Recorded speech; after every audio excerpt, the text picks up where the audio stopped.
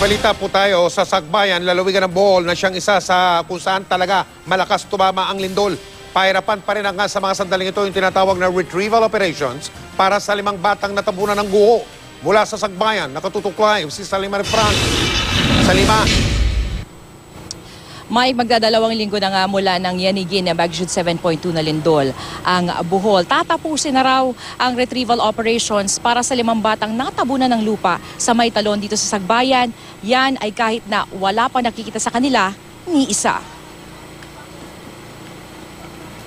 Matarik pababa sa landslide area sa Bayong Falls, Barangay Katipunan.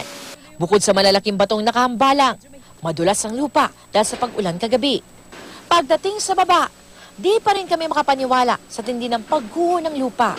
Matapos nga higit 1 linggong paghuhukay ng mano-mano, gumagamit na ngayon ang mga minero ng backhoe para tulungan silang hanapin yung 5 batang natabunan ng lupa dito sa may talon. At sa pagkakataong ito, mismong ama nung 2 sa mga bata ang tutulong ngayon na maghanap sa kanila. Si Joel, tila tumigil na raw ang mundo mula nang matabunan ng lupa ang mga anak niyang sina Jonalyn at Joylyn.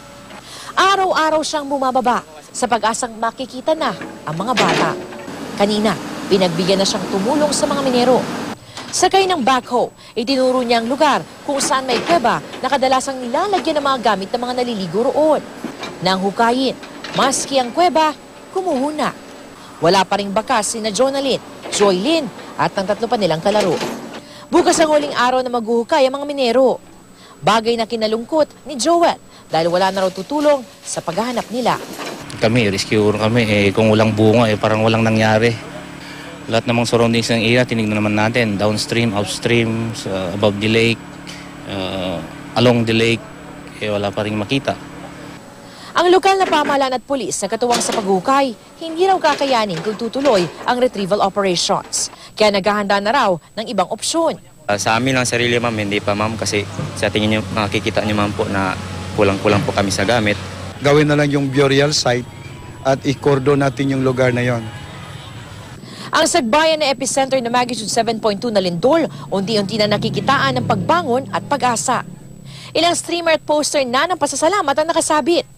Ang Diyos na raw ang bahalang maggantimpala sa mga may mabubuting loob na tumutulong. Yung iba, parang nakalimutan lang magpasalamat, kaya nipost na lang namin pasalamat.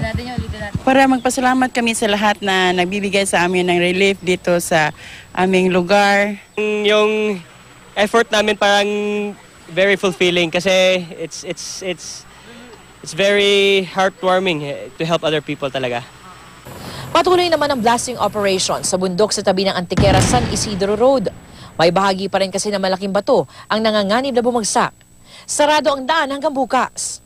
Sarado rin ang Mag-Aso Falls sa Antiquera kung saan gumuho ang malalaking tipak na bato. Nasira rin ang ibang nicho sa sementeryo sa Antiquera. Ang ilang nicho hindi na makita matapos magkasama sa gumuhong lupa.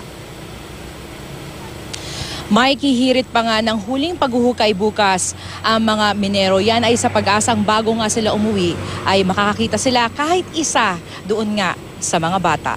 At yan ang latest mula nga dito sa Sagbayan, Bohol. Mike? Maraming salamat, Salima Refran.